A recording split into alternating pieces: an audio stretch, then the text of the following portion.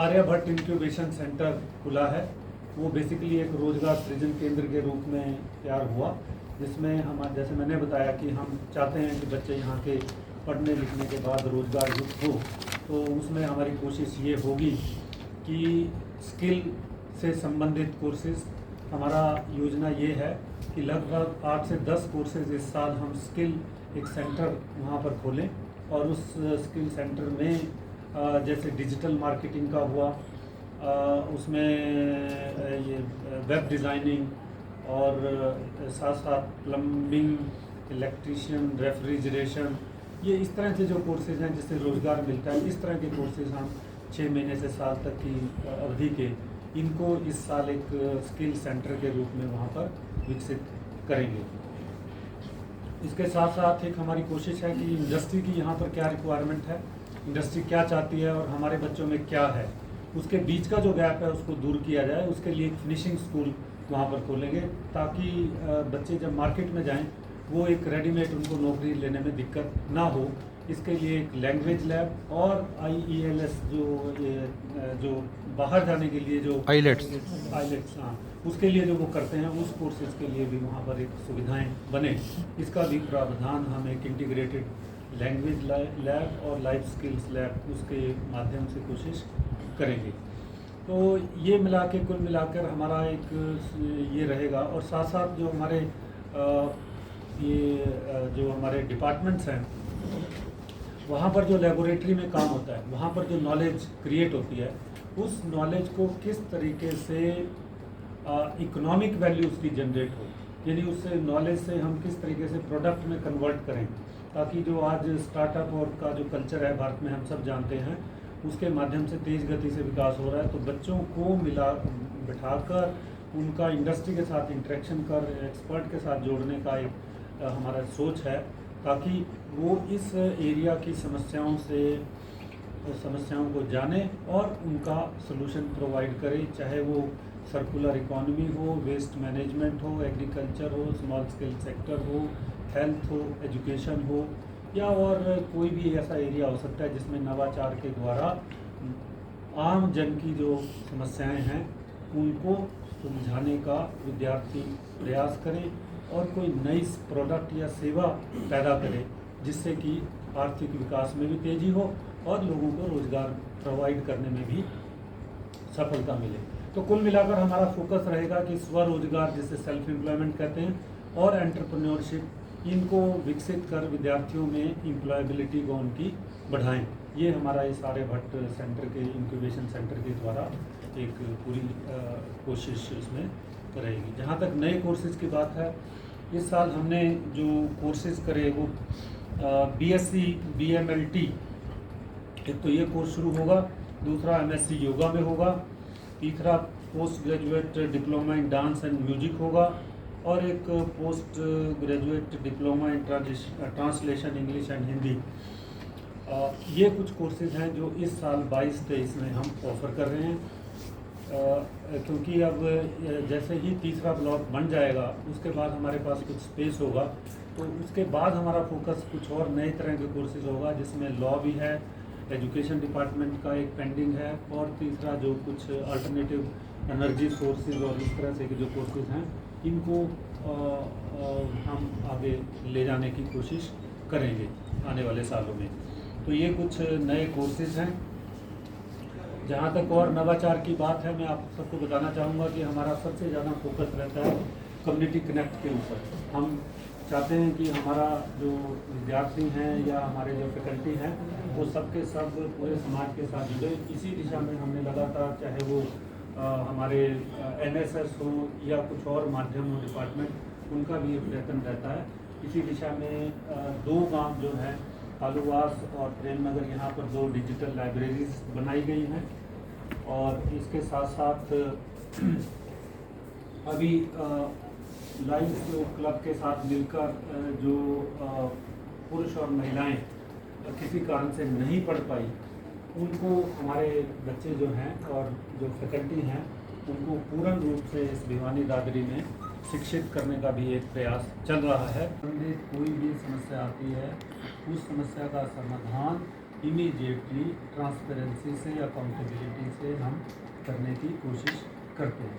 अब तो सारे रिजल्ट आ चुके हैं और हार्डली कोई रिजल्ट बचा हुआ है, और हमारे यूनिवर्सिटी, मुझे लगता है कि और यूनिवर्सिटियों से इस मामले में इस बार मैं कह सकता हूँ, पिछले का मैं नहीं जा रहा हूँ, इस बार समय पर हो रहा है। सारी हम उसके ऊपर व्यक्तिगत रूप से मैं सारे काम को देख भी रहा हूँ, और मेरा ये फोकस भी रहेगा अगले इसमें एक फ्यूचर, जैसे आप कहें कि एजेंडा ये है कि किस तरीके से हमारे एग्जामिनेशन रिफॉर्म्स हो, किस तरीके से एग्जामिनेशन ब्रांच को ऑटोमेट किया जाए, किस तरीके से ऐसी जो प्रोसेस हैं उसमें पॉलिसीज़ हैं, प्रोसीजर हैं, जिसकी ज़रूरत नहीं है उसको किस तरीके से साफ़ सुथरा कर उसको एक अच्छे तरीके से डेवलप किया जाए, ये मेरा एक इसमें रहेगा। इसके बहुत सारे कोर्सेज स्टार्ट किए हैं जो कंटिन्यूस बहुत अच्छे तरीके से चल रहे हैं, और साइंस जो यहाँ पे बच्चों में एक थोड़ा सा घबराहट रहती है, फियर रहता है कि ये सब्जेक्ट हम कैसे पढ़ेंगे।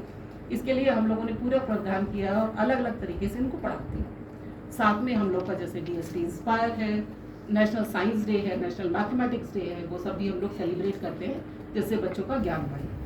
साथ साथ हम इन लोगों को बहुत सारे टूर्स में लेके जाते हैं, और जैसे बायोडाइवर्सिटी डे, एनवायरमेंटल डे और एड्स डे, इस तरह भी हम लोग इनको करवाते रहते हैं। तो साइंस के प्रति हमारा जो विश्वविद्यालय का योगदान है बहुत हाई है। बच्चों की उम्मीद है कि साइंस और रिसर्च में भी वो आगे जाएंगे। धन्यवाद।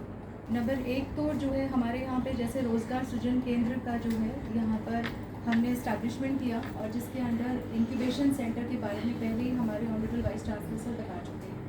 इसका बेसिकली जो इसका उद्देश्य था वो ये था कि हमारे स्टूडेंट्स को एम्प्लॉयबल बनाना, और वो भी इस तरीके से बनाना कि यहाँ के जो लोकल उद्यमी हैं या जो इंडस्ट्रियलिस्ट हैं या जो मार्केट है, जो कॉरपोरेट सेक्टर है या जो एक जनरल मार्केट है, उसकी जो रिक्वायरमेंट्स है उसके हिसाब से हम स्टूडेंट्स को 360 डिग्री डेवलपमेंट उसका करें, चाहे वो कम्युनिकेशन स्किल्स हो, चाहे वो टेक्निकल एनहेंसमेंट हो, चाहे वो कॉन्सेप्चुअल क्लैरिटी हो।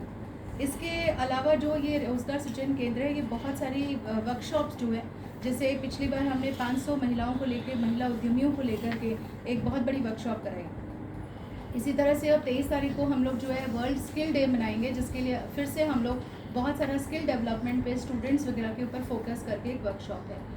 और ना सिर्फ ये जो रोज़गार सृजन केंद्र है ये यूनिवर्सिटी के लिए है, बल्कि जो एफिलेटेड कॉलेजेस के जो बच्चे हैं उनके लिए भी ओपन है। उसके अलावा जो हमारे सोसाइटी में अनएम्प्लॉयड लोग हैं उन युवाओं के लिए भी ये ओपन है कि वो इंक्यूबेशन सेंटर में आके हर तरह की हेल्प जो है वो ले सकते हैं।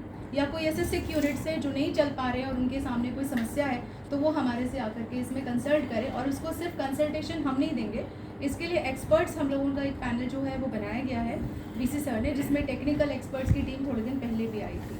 और कुछ ऐसे कोर्सेज जो है शॉर्ट टर्म के 6-6 महीने के हमने अभी शुरू करे, जिसका हम उद्घाटन 23 तारीख की वर्कशॉप में करेंगे, जिसमें जैसे सर ने बताया एयर कंडीशनिंग है, रेफ्रिजरेशन है, या मोबाइल रिपेयरिंग है, डिजिटल मार्केटिंग है, वेब डिज़ाइनिंग है, बहुत सारे और छोटे मोटे कोर्सेज जिनको कोई भी युवा जो 10वीं पास है या 12वीं पास है और वो बाहर से लेकर कर सकता है, अपना खुद का कोई काम शुरू कर सकता है। तो ये रोज़गार सृजन केंद्र है। दूसरा, मैं यहाँ पर लाइब्रेरी को देखती हूँ, तो मैं आप सब लोग को ये बताना चाहती हूँ कि हमारी लाइब्रेरी बेशक बहुत छोटी सी थी जब शुरुआत हुई, लेकिन पिछले 3 साल से जो है इसके अंदर डिजिटलाइजेशन का हमने बहुत कुछ जो है इसमें किया है। हमने इसमें ई-जर्नल्स जो है वो इंक्लूड किए। हम ई-बुक्स पे काम कर रहे हैं।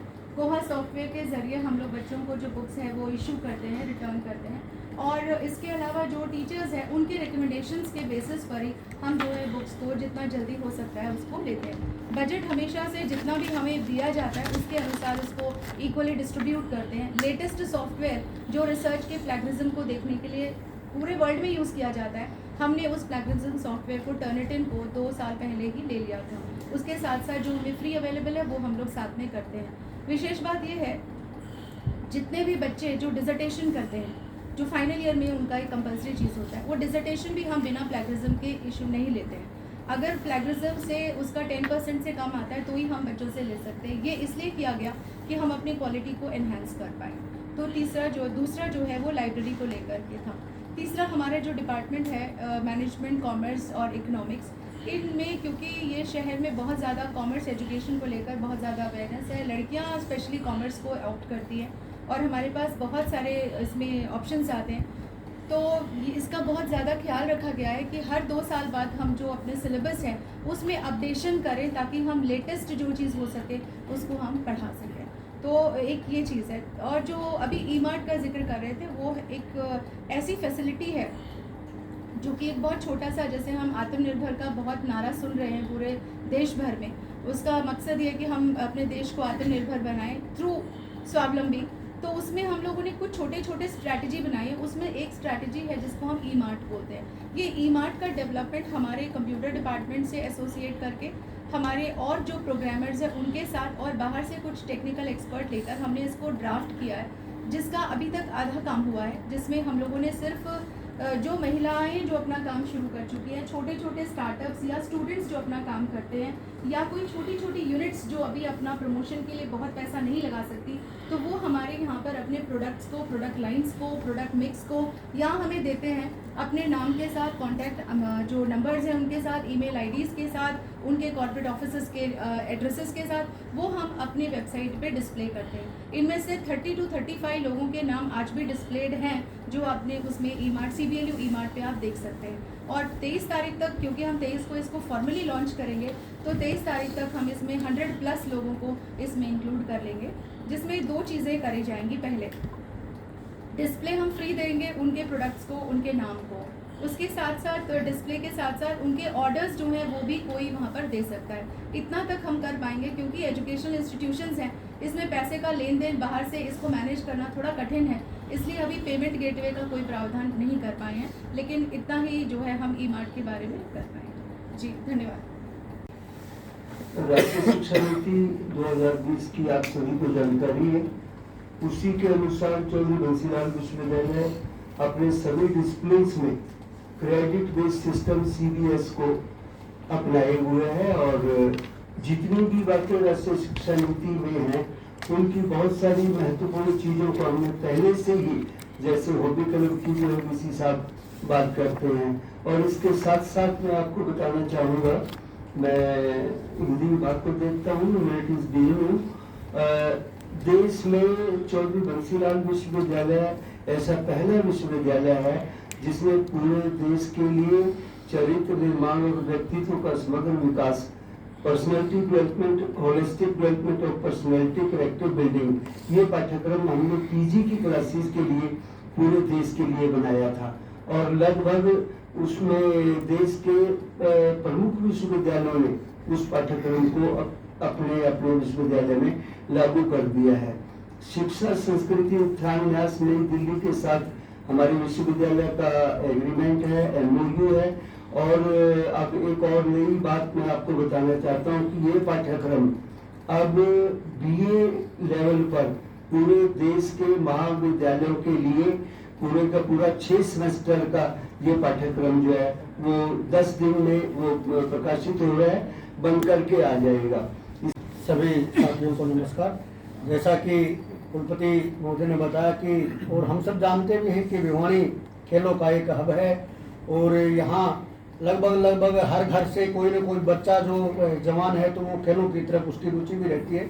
चौधरी बंसीलाल विश्वविद्यालय का भी यही प्रयास है कि इस प्रकार का कोई भी बच्चा जिसको खेलों की सुविधाओं की ज़रूरत हो और खेलों में आगे बढ़ना चाहता हो, तो उसके लिए physical education department Chaudhary Bansilal विश्वविद्यालय हमेशा तत्पर है। वो चाहे किसी भी तरह की मदद उसको की आवश्यकता है तो चौधरी बंसीलाल विश्वविद्यालय उसको मदद प्रोवाइड भी करता है।